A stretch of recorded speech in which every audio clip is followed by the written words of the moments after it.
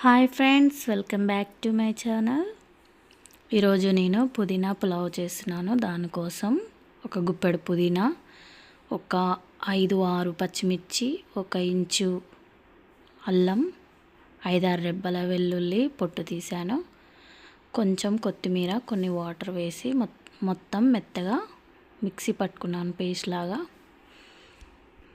తర్వాత ఒక గిన్నె పెట్టుకొని దాంట్లో ఆయిల్ వేసుకొని లవంగ, ఇలాచి, చెక్క, కొంచెం జీలకర్ర ఇవన్నీ వేసి ఫ్రై అయ్యాక దీంట్లో ఒక మీడియం సైజ్ ఆనియన్ వేసుకున్నాను.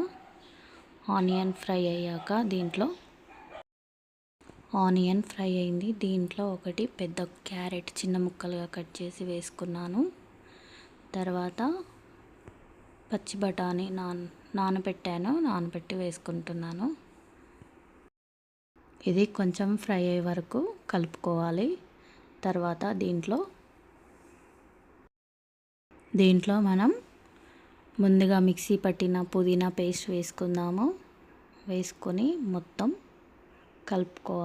కలుపుకొని ఒక 5 మినిట్స్ నూనెలో ఉడికించుకోవాలి పచ్చివాసన పోయే వరకు. తర్వాత దీంట్లో రుచికి సరిపడా సాల్ట్ వేసుకుంటున్నాను.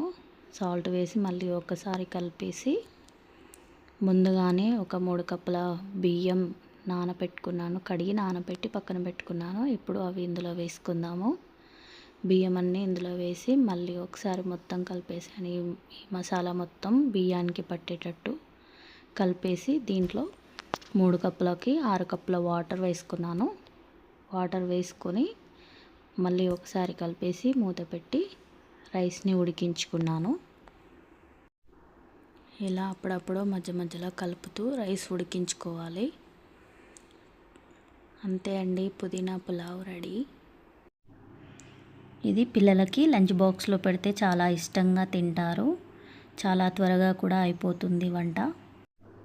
పుదీనా తినడం వల్ల జీర్ణ వ్యవస్థ బాగా పనిచేస్తుంది.